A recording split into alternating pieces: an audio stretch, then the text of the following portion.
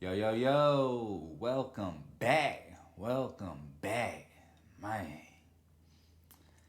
Y'all, I I just don't know. I'm feeling a little fucked up over this. And y'all know what I'm talking about. So, let me preface with this. I attempted to do a show yesterday. I was going to speak on the travesty that befell Ahmaud Arbery. Now this makes no sense. It is senseless. And I was prepared to get behind the camera and just spit just vitriol, like rage induced, hate fueled, just angry, just ready to just bite someone's head off, targeted at anybody and just everybody. And then I thought, nah, man, that's that's not how you need to do it. You don't need to present yourself like that. You know what I'm saying? You don't need to get emotional on camera and stuff like that. It just wait till tomorrow. You'll feel a little different. Nah, cause see, I thought about it, and all day, one question has plagued my mind. Why is it that black people are consistently asked to rationally react when they see sisters and brothers slain in front of them for no other reason than being black? Why? Why can't I be angry? Why can't I be emotional? What is wrong with me just questioning why people of color are getting killed for nothing other than being people of color? Why do I have to feel guilty? Like, I sat back ashamed at the fact that I didn't want to record a segment because I was angry. Now I'm angry at myself for allowing myself to do something that stupid. I don't give a fuck. This is bullshit. This is bullshit. They slain this dude. They lynched this man. There's a video that shows this man getting killed for nothing other than being black. That's it. You see this book? It's supposed to be funny. It's supposed to be ironic, tongue in cheek, ha ha, how not to get shot. But the irony is there is no way if you're black in America to not get shot. You could be reaching for a concealed weapon license and get killed. You could have a BB gun in your hand and get killed. You can have, I don't know, a pack of Skittles and a fucking Arizona can. You can get killed. You can sell cigarettes. You can get killed. You can get taken to jail like Sandra Bland and get killed. You can get choke slammed and to where you can't breathe anymore because of illegal maneuvers. Yeah, all of that can happen to you. There's no way not to get shot. Respectability politics doesn't work. And for y'all who don't know what that means when black people have to just shut up, toe the line, be cool, and they won't have bad things happen to them. Like if they just, hey man, just be cool, man. Just keep your hands on the wheel. Don't do nothing stupid, man. Don't speak out. When you got white folks literally cussing police officers out without no hand on the gun, no threat for some reason, why is it that when someone has more melanin in their skin, they're a little bit more threatening? I can't understand. So I feel stupid for not allowing myself to feel angry. Okay? I don't want to feel angry, but I felt it. Because once again, this guy was killed. Say his name, Ahmaud. Ahmaud was killed on a jog. They lied and said they were attempting a citizen's arrest, saying that he was robbing some shit. And then the video refutes it. And we're trying to get them to go to trial. But two DAs have had to recuse themselves. Why? Because of how close they are in connection, not to the murder itself, but to the asshole motherfucker who killed this person. Why? Because he's a 30-year lawman, not private investigator, my bad, defense attorney, and an investigator. Like, so this dude has been in law enforcement for 30 years. Now, he's no longer in law enforcement, but for some reason, he just thinks that it's okay in his mind that, I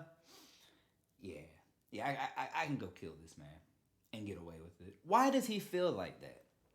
Probably because he can get away with it. This happened February 23rd.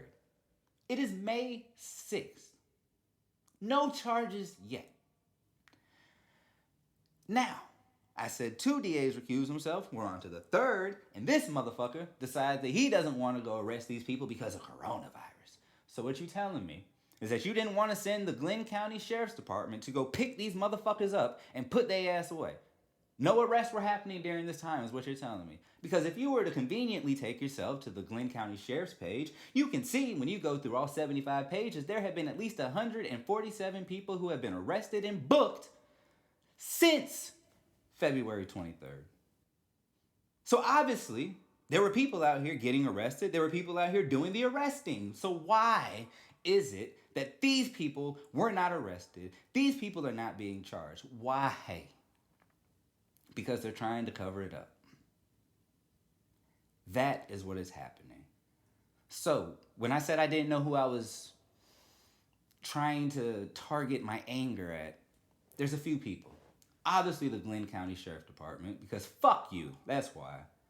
Obviously, Brunswick, Georgia, in the way that they're handling this, because fuck you, that's why. I don't even want to say the 2 people's name. Actually, there's 3 people. Thanks to Lee Everett, the attorney who's on the case. Shouts out to him. He was on the Breakfast Club doing an interview.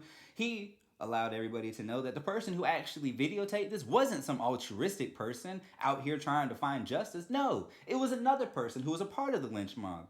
Yeah, it was the 3rd asshole who was attempting to block the exit. So this dude was cornered.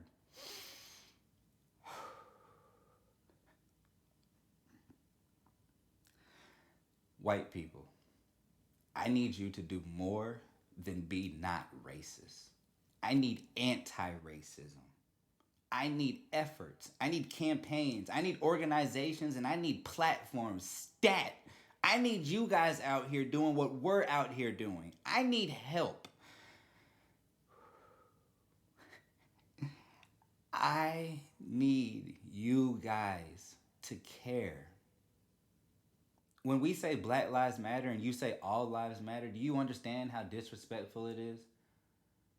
Like, we understand all lives matter, but for some reason, certain lives just don't seem to matter as much. They didn't matter when they were 3/5 of a motherfucker. They didn't matter when they couldn't vote, and they damn sure don't matter when they're getting killed on broad daylight live streams.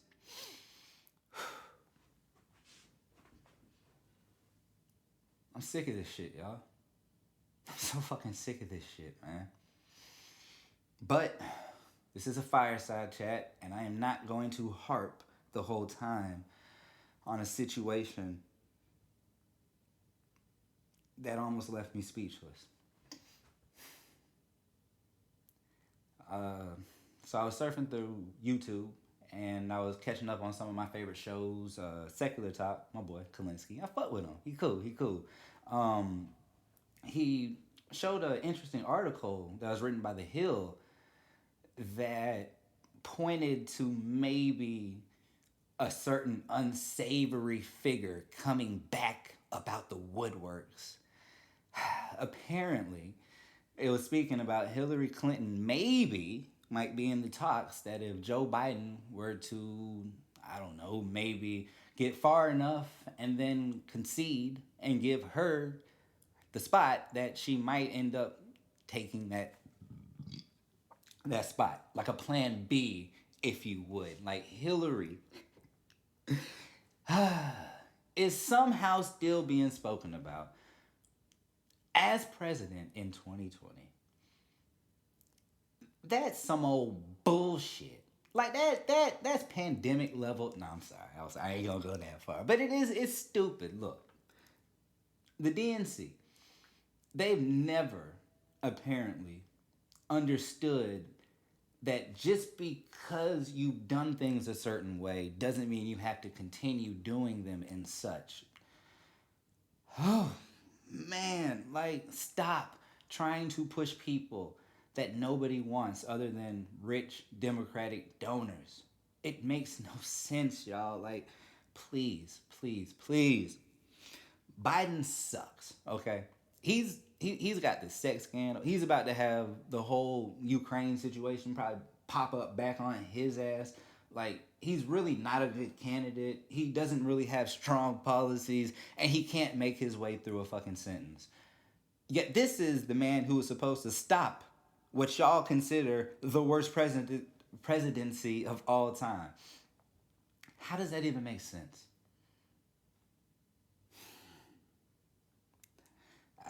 I just don't know with y'all anymore, man. I really fucking don't. Y'all make no damn sense. And I have a theory. I have a theory. I talked to my pop about this. I believe that the reason a lot of you Democrats who are truthfully into politics that won't admit or won't have an objective argument about why Joe Biden is so bad is because you can't honestly admit that Trump has been that bad. You can't. There's nothing that you can really say that has affected your life. Now, immigrants, yeah, they've definitely been affected. You know what I'm saying? The court systems, they've been pretty fucked up, with the way that he's been able to manipulate them. Don't get me wrong. But directly, personally, how have you been affected? And then there's no real answer other than, well, he's horrible. He's bad. He's racist. Cool. I get why I'm mad at him. But why are white Democrats so mad at Trump if he's not directly affecting them? Because you never really speak out unless you're affected by something. So what is it? I mean, it's just a simple question. Nothing really to get, all riled up about. But I don't quite understand why you think Biden is better than Trump. Because through the black lens, through somebody who just sees Biden for everything that he is, everything that he has done, and everything that he was, he seems just like Trump, except he's been in politics longer, so he knows how to maneuver even more. He's talking about putting Republicans in his cabinet as well. Like, wait, what? Now, don't get me wrong. I'm for bipartisanship because I don't think that we should have the two parties. I think we should have no parties. But when I hear him speak about that, it makes me raise flags like, hold up. You're the same person who authored the 94 crime bill because you thought that Republicans weren't tough enough on crime. So your idea of reaching across the aisle is completely different than my idea of reaching across the aisle. So I don't know what the fuck Biden talking about. So that article that said the article from the Hill that said Hillary was, popping up and stuff like that, that's some bullshit. Biden himself still being in this race is some bullshit. Man, let's get to some other shit, man. Let's get to what I'm jamming. So look, I don't know how many of y'all are familiar with Cyhi Da Prince, one of the dopest spitters of all time. I can really, really clearly, truthfully say that dude's been spitting for a minute, so he's got a long, enough catalog to say, well, not as far as like album wise, but like lyric wise, like freestyle wise, like all this kind of stuff that he's been doing for years now. Like, dude is a beast, right?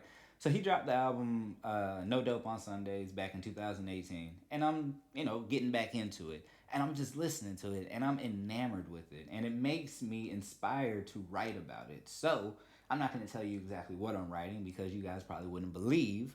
You'd be like, wait, what? You writing like that about that? That don't even make sense. That's so opposite of you. But when it comes out, I will definitely let y'all know. It'll be on the Open Minded Productions page. And hopefully we can get it submitted to a couple other pages. But definitely check it out because it's a interesting tale. It's a dope album. No pun intended. Like, it really, really is an amazing album. So I implore you to go check it out. Yeah. But what I'm watching, alright, so look. I checked out that Netflix movie All Day and a Night because it's got Ashton Sanders and I like him. He was in he plays RZA in the Hulu Wu-Tang series.